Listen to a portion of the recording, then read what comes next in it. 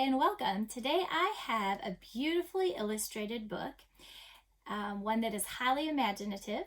It's written by Douglas Wood and illustrated by Dan Anderson, and it's titled A Quiet Place.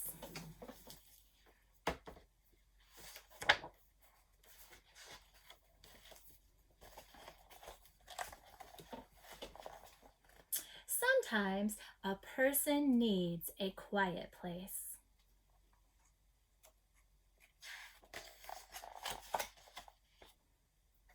A place to rest your ears from, bells ringing and whistles shrieking and grown-ups talking and engines roaring and horns blaring and grown-ups talking and radios playing and grown-ups, well, even grown-ups need a quiet place sometimes.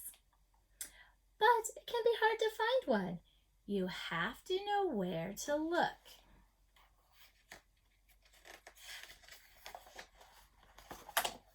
You could look under a bush, a lilac bush in your own backyard. When you crawl underneath, all the sounds of the world seem soft and far away. And you can be a pirate finding buried treasure on a desert island. A bush could be your quiet place. Until someone calls you to clean your room, then you could look in the woods. You might find an old stump for a chair or a mossy log for a couch in a green mansion of shadows and sunbeams. It's not really quiet, of course. Blue jays scream warnings and the wind sings in the leaves. But it feels quiet, and you can be a timber wolf, the gray ghost of the forest. The woods could be your quiet place. But if the woods are too dark and deep,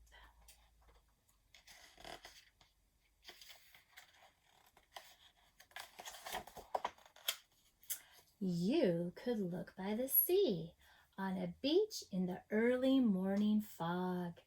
Your footprints are the first of the day. The waves are roaring, the gulls are crying, but it doesn't seem noisy. And you can just be an explorer, discovering a lost continent. The beach could be your quiet place. But if the beach is not your cup of tea,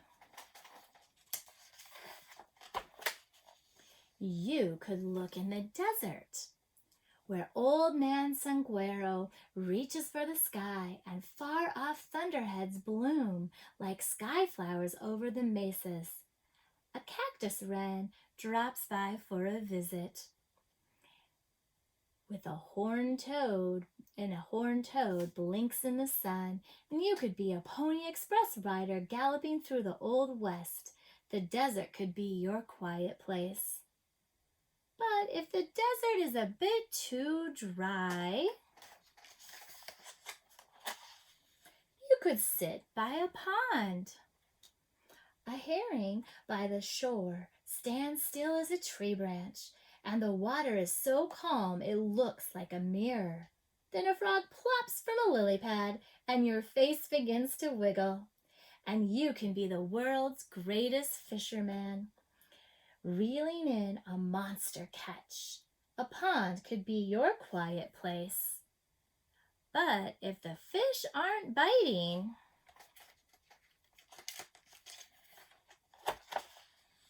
you could look in a cavern where every footstep echoes, and the slow drip, drip of water builds new rocks that hang like icicles or stand like sculptures, where days and nights and weeks and years are all the same.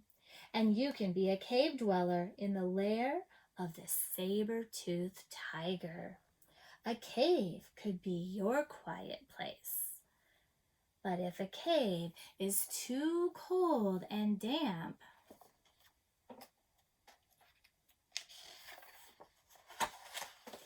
you could climb to the top of a hill where clouds float by like little ships, or alligators or elephants. On a hilltop, you can see a long way and think long thoughts about how and what and why. And you can be a mountain climber on the top of the world.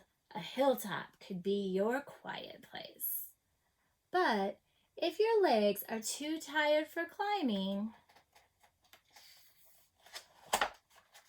you could wait for a snowy day and lie down in a snowdrift.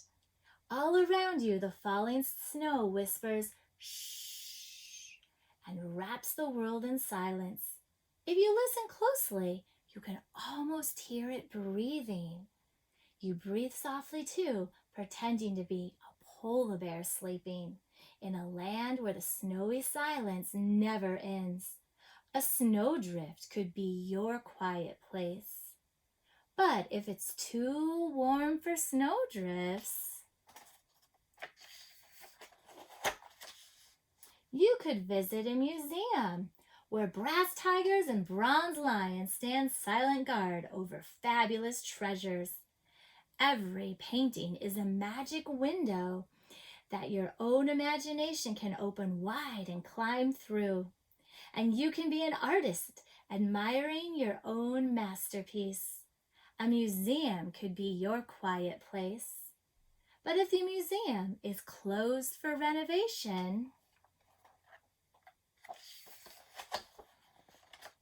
you could go to a secret corner of the library where the only people talking are between the covers of books.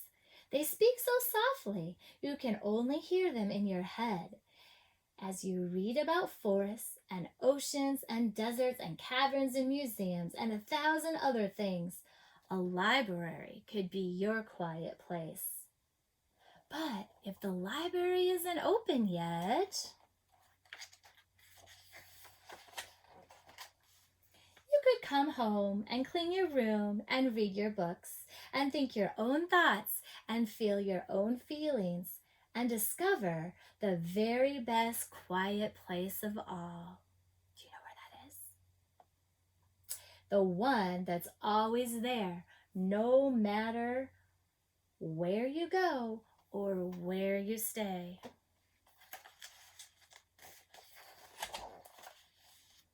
The one inside of you. Thanks for joining me. Take a minute now and close your eyes. Are they closed?